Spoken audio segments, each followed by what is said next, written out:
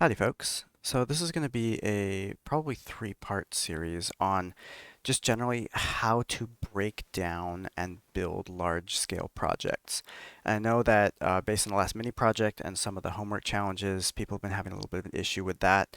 The class activities that we go over are often really small, very short, meant to explain a certain concept, so they don't really give you a lot of larger architecture pieces. And larger architecture pieces are actually really, really important because this is how projects get made. And in a lot of companies, they will have architects and people that actually take projects like this and break them down into smaller tasks that need to be done. So that's the responsibility of the project lead. But in this case, you don't have that. And also, it's definitely possible for smaller pieces of the project to still be considered kind of large, but those being individual tasks given to people.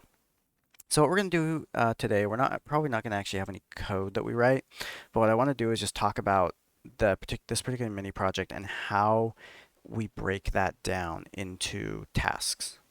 And hopefully that will be helpful for people to just go when you're going through your homework, when you're going through other mini projects, even when you're going through activities, just how to break down things into smaller pieces that you know how to do. So start off, why is this important? Why is this meaningful? Well, because you can look at something like, for example, this mini project word guess. This was kind of a little bit like Hangman. If you're familiar with Hangman, it would guess a word, and then that word would show up with a bunch of blanks. And as you type in letters on your keyboard, those blanks would pop up with the letters. There's a bunch of different ways to go about that. But I think conceptually, when everyone looked at the project, you probably understood what it was and what it was doing just by looking at the example, where you've got a word, you type, you fill in the blank, there's a timer, you kind of instinctively know when the timer goes, counts down to zero, the game's over. That's not necessarily hard. Conceptualizing what you're trying to build at a high level.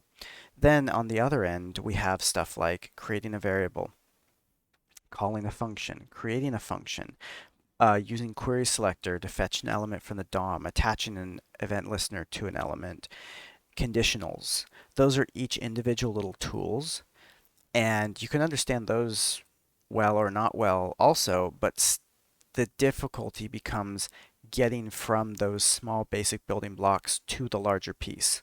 And what the way I like to look at that is kind of like, well, building blocks or Legos. If you're familiar with Legos, you snap pieces together.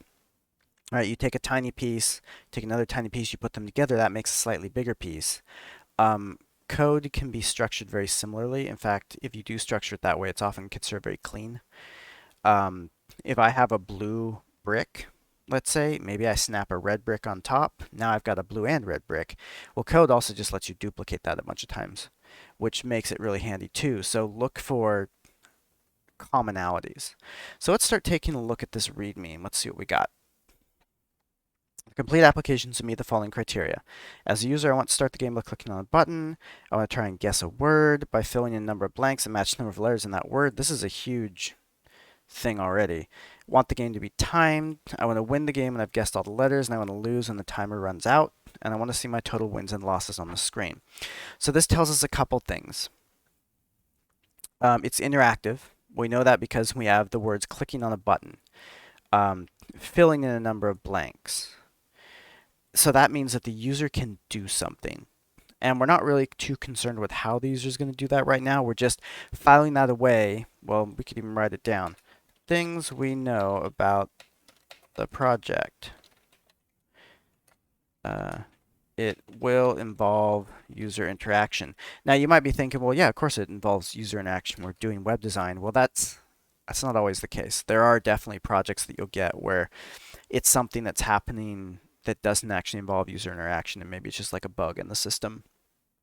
Especially when we get to backend, it's possible to do things that don't involve user interaction at all.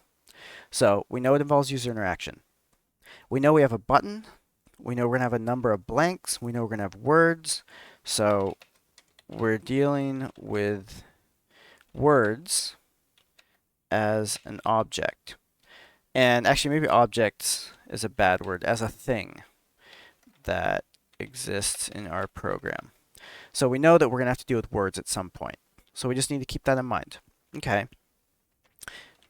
We will have a timer that affects game state. User actions will affect game state.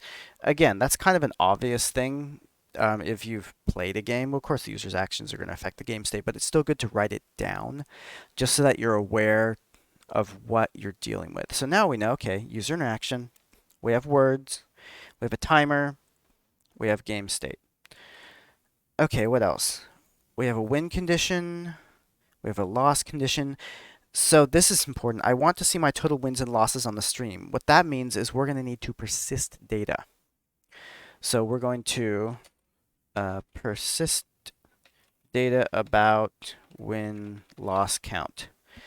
That's important because as we're architecting our program, that's something we want to keep in mind. If we weren't keeping track of wins and losses, that means that some solutions might be better than others, but if we do need to keep track of losses, that also means that we may want to choose different solutions because certain things become easier for us.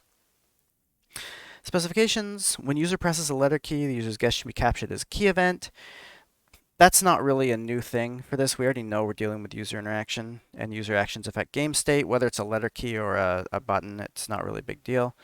When user correctly guesses a letter, the corresponding blank should be replaced by the letter. For example, if the user selects an A, then this should appear.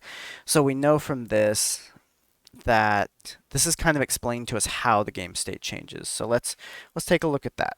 Or say game interactions. When user presses a key and correctly guesses a letter, we replace the blanks with that guessed letter, which is, basically what they're saying here, but it's a little bit more technically written. So we can kind of understand, like, what are we doing? Well, we're replacing blanks. We don't really know how we're doing the blanks yet, but we know we need to replace them. And that tells us something. We also know, as another game interaction, when user clicks the start button, the game starts. Is not started until this happens. Again, this might be kind of obvious. The game's not started till you click the start button, but it's still good to call it out because otherwise it's easy to forget these things as we're moving on. Okay, so the user wins and loses a game. Message should appear. See, this is the win and loss count should persist. Persist data about win across page reloads. That's important. If it's just persist data about win-loss count, we could just throw some variables in there, be done with it, but they want it across the page count, or across the page reload. The game starts. The timer resets when the game starts. Now see, this is, this is written a little differently for this. Here we have when the user clicks the start button, the timer resets.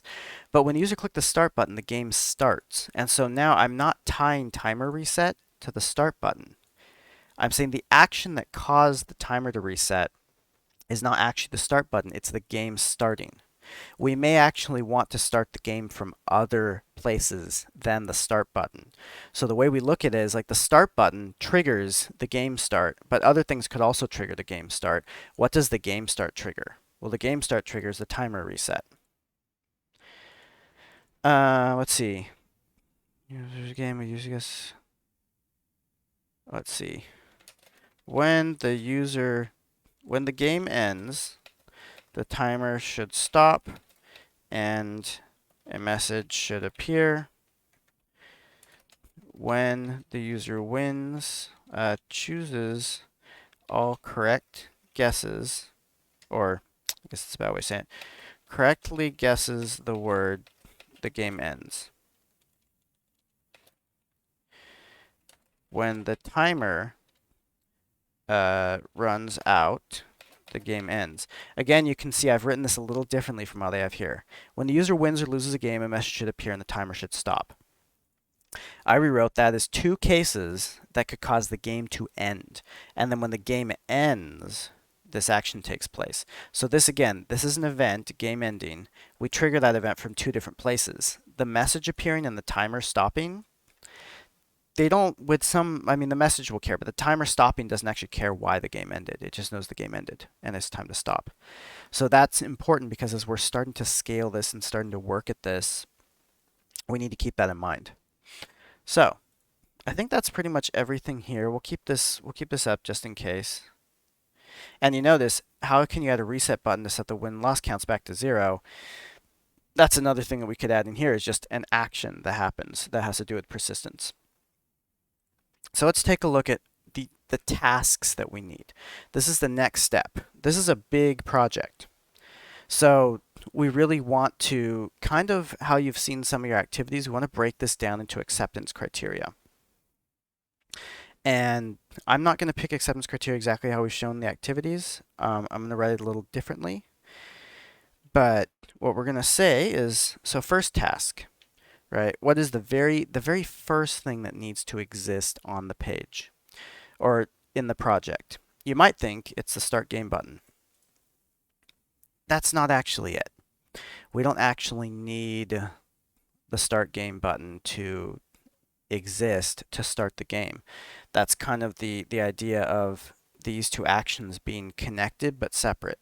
We can start the game upon page load, and in fact that's what we probably want to do in the very beginning, is start the game when the page loads or refreshes. So that, and the reason for that is because if we have to click the start button every single time, it gets in our way. So if we start off creating the start button, and then every time we have to click it, you make a small change to fix a bug, then you reload your page, you have to click the start button again. So we're going to probably actually do the start button like last. And why? Because it's a simple thing, and the rest of the game doesn't really need it. We can build the entire game without the start button.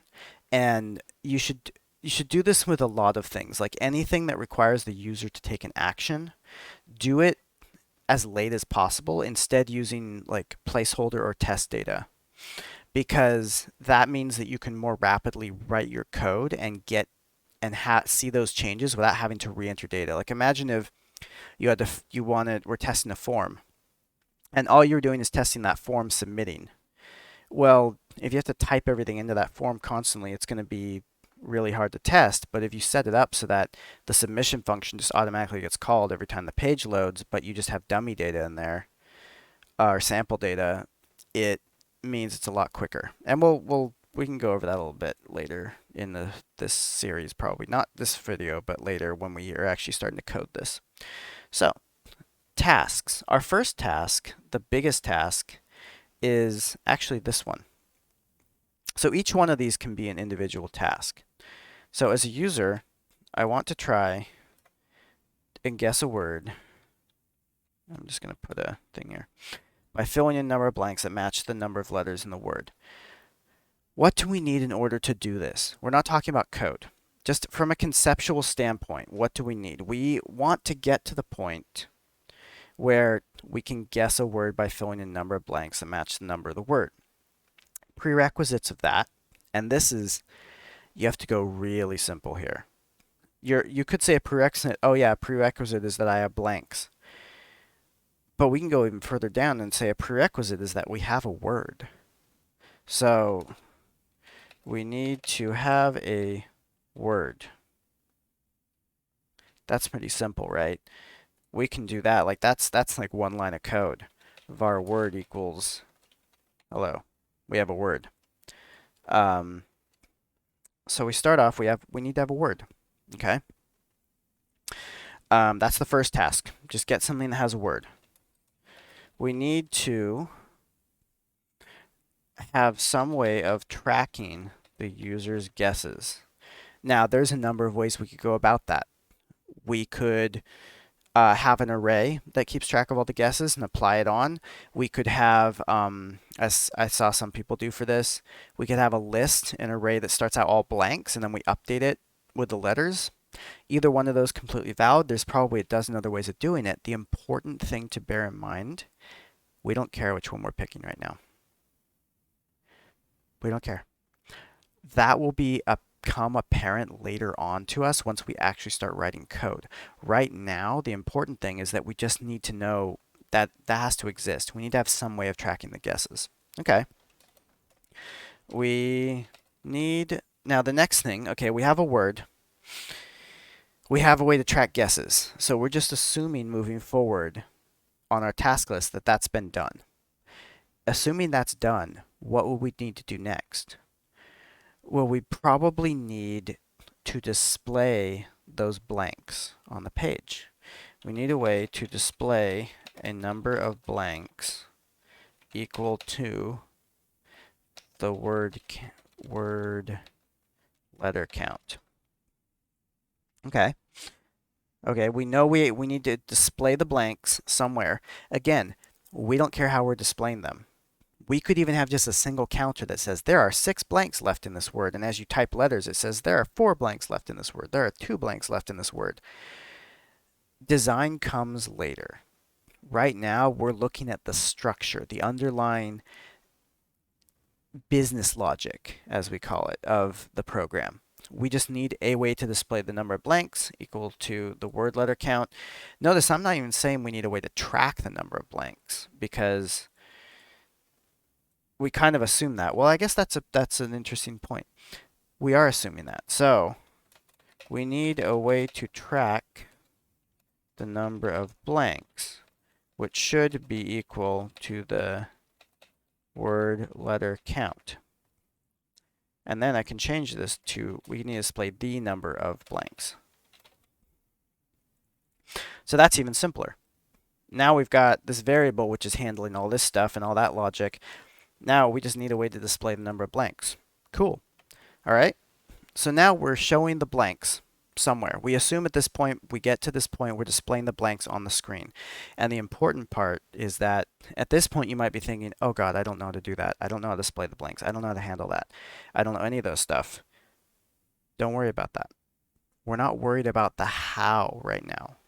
We're worried about the what. Because the how, each single one of these, we could go into in great depth and look at it. And I guarantee if you actually look at these individually deep down, it's probably a little bit simpler than you think. If it's too complicated, you just break it down even further. What is the smallest unit of work that doesn't scare you? Do that.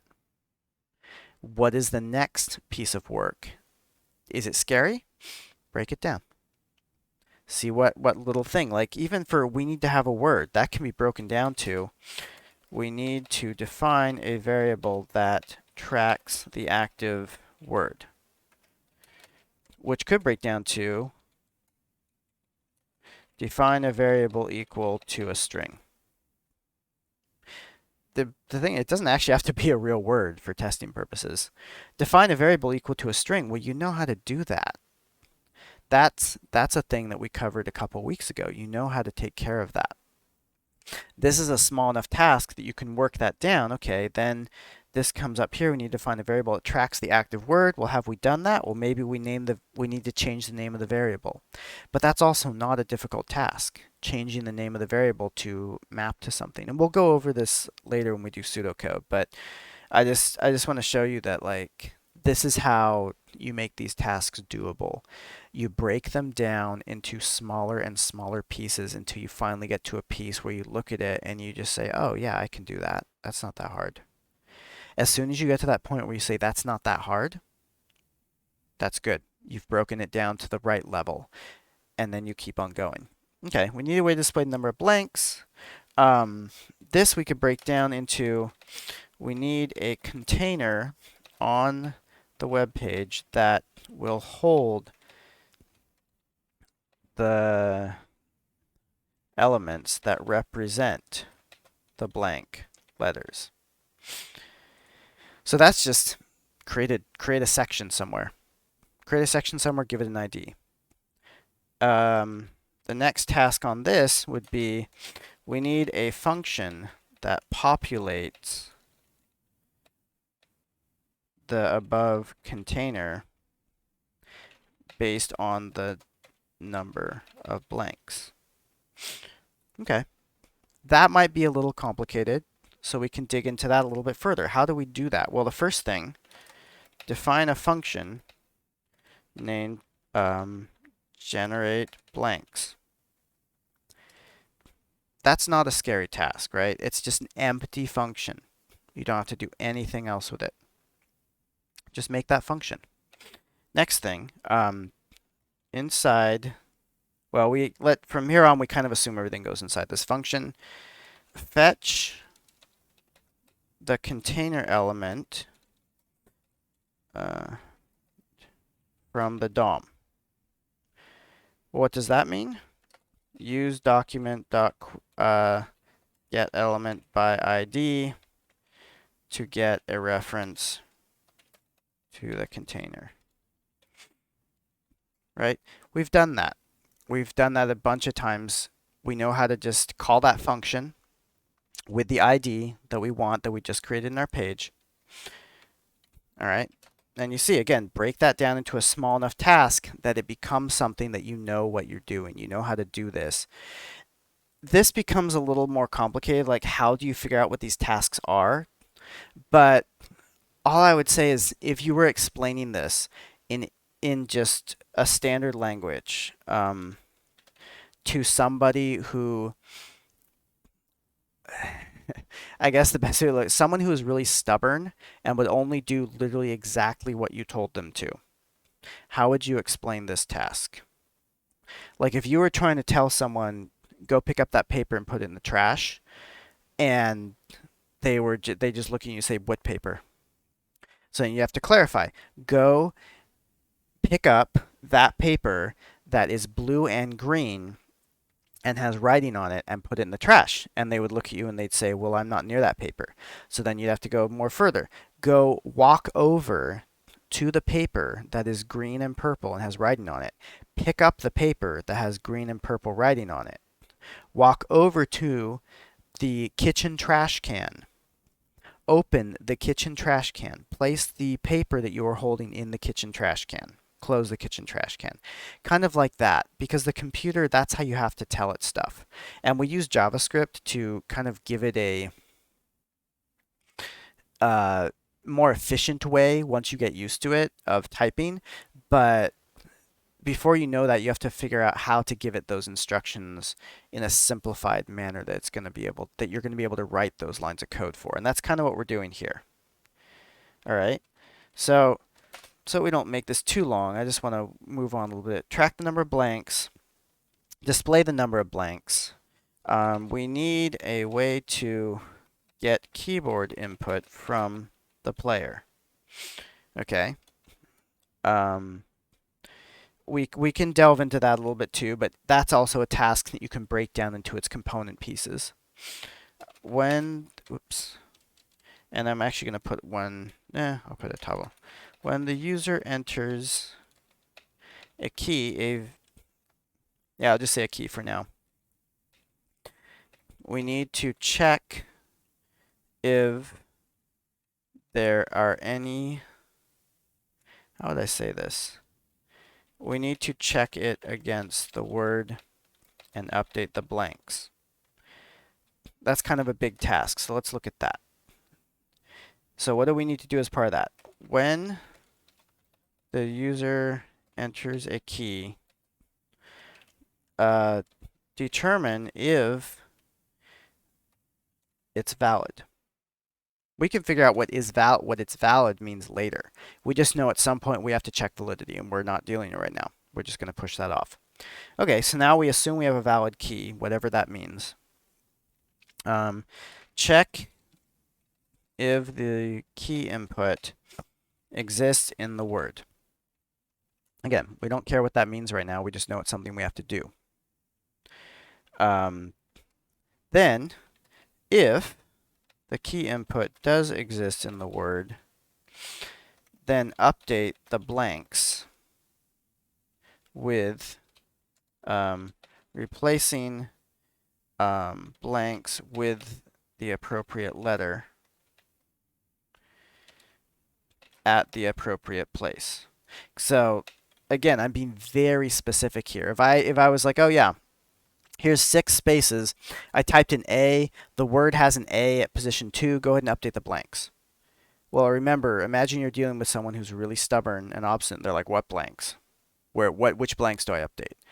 Well, the appropriate blanks. Okay, the blank at position 3. Okay, what do I put there? What do I update it with it? Well, you update it with A because it's an A that was in the word.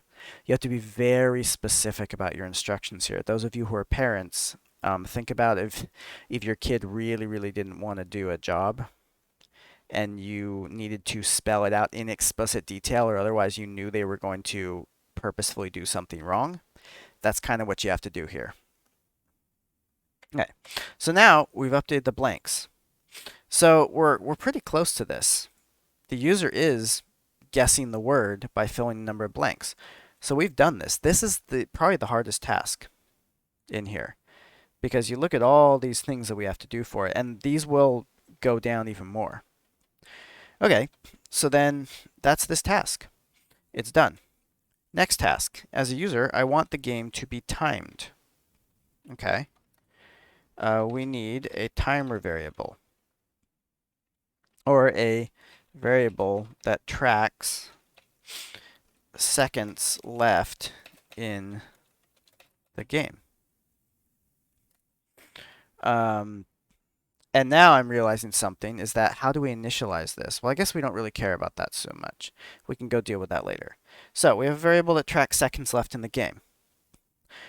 Every second the game is active, this variable decreases by 1. This variable is displayed to the user. Okay, we need a variable. We're probably going to do something with interval, set interval on this. This variable is displayed to the user. That's probably, we're going to put something on the page. We're going to pull that in with a DOM element. We don't care about that right now, though. All we care about is these are the steps we need for the game to be timed. Okay? As a user, I want to win the game, and I've guessed all the letters in the word. When the user has finished filled in all the blanks, the game should end. Now remember, this was an event. So now at this point, we kind of have to determine what happens when that ends. All right, this is the first task we're running into that actually has to do with game end. So at this point, we know from here what happens when the game ends. The timer should stop and the message should appear. Okay. Just we need to stop the timer. We need to display a message. Victory. Oh, actually, that's the thing, because this is only when the user's filled in all the blanks. Victory message. Okay, cool. We need to display a victory message. So that's this one. Again, these are all things that we have to go into, but now at least we know the tasks. I want to lose the game when the timer runs out. When the timer runs out, the game should end. And at this point, instead of a victory message, display a defeat message. Now you notice we're not talking about stopping the timer. And that's because we already handled stopping the timer as part of the game ending here. When the game ends here, we want to structure it in such a way that we don't need to stop the time. We don't need to clarify that we're stopping the timer here. So I'm just going to leave that out at this point. Okay, so as a user, I want to see my total wins and losses on the screen. So at this point, because we're getting to this task after all these other ones, we assume that we already have the game end. We already have the victory and defeat, etc., etc. So we need to define two variables, one to hold losses and one to hold wins. When the game ends, we need to increment the win variable in case of victory and the loss variable in case of defeat.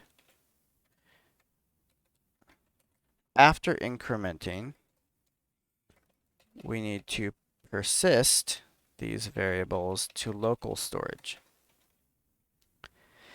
Small task. We need to persist these to local storage.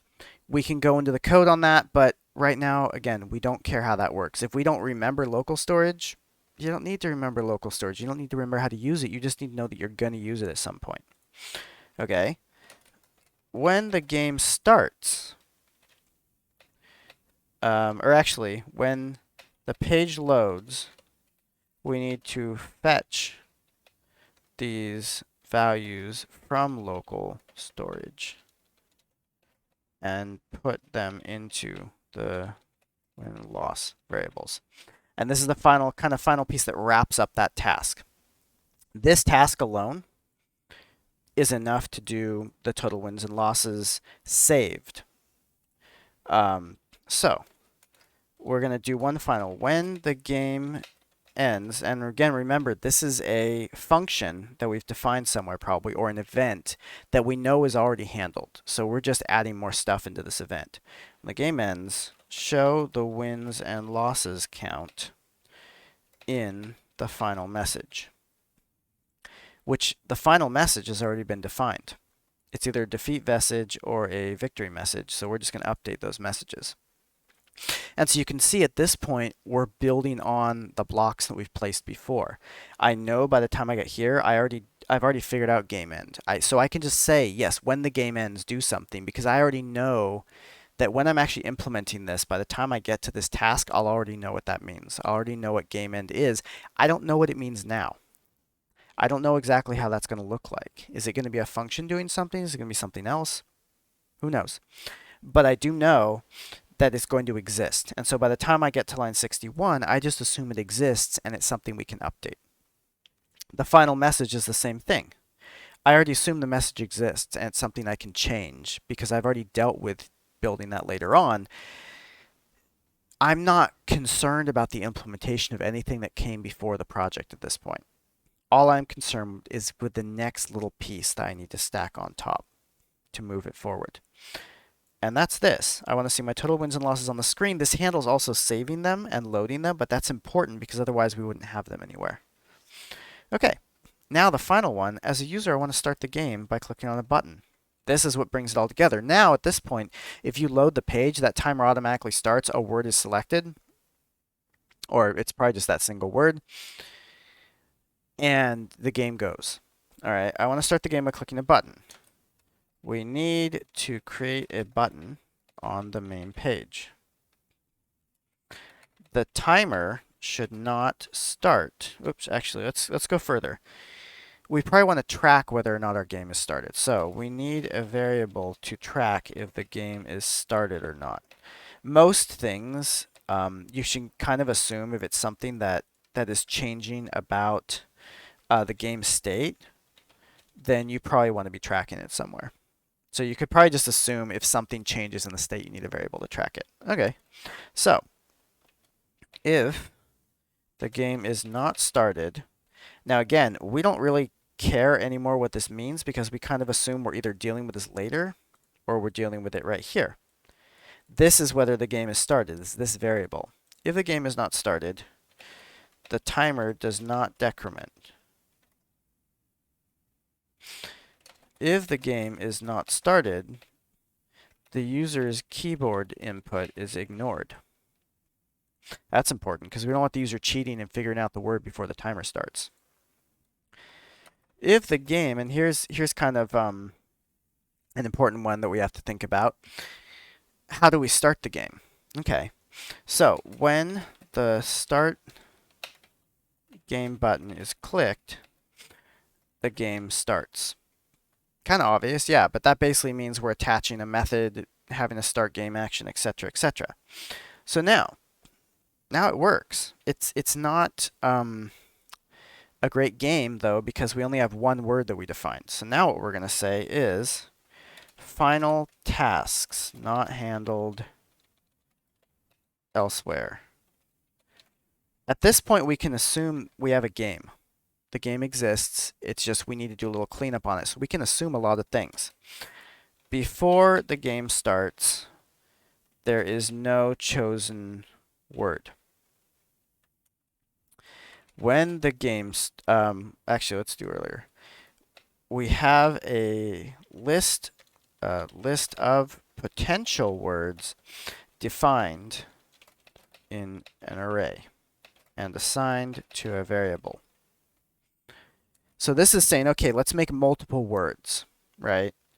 And I'm just, funnily enough, I don't think the criteria actually indicates that you have to have multiple words, but it's probably just a good idea. So when the game starts, we choose a word at random from the list and assign that as our chosen word. Okay, so now what we have is every time the game starts, it picks a random word, and it doesn't pick one before that. So there we go. Long list of tasks, quite a lot of tasks.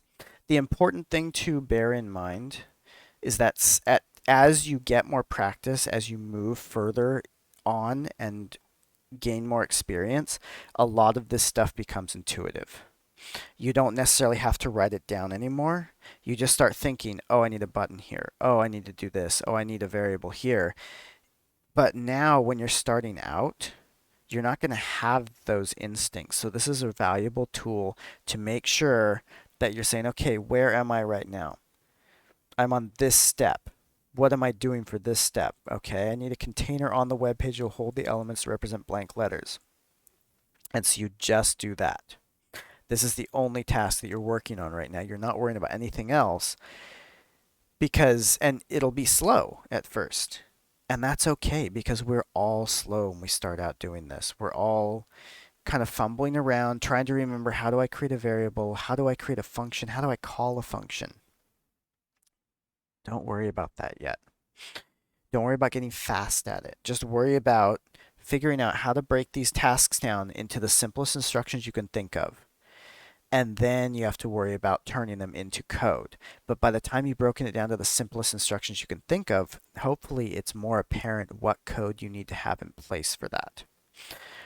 And so in the next video, we will go over pseudocode, which is another tool you can use to kind of still bridge the gap between this task list and your actual code. I'll see you in class.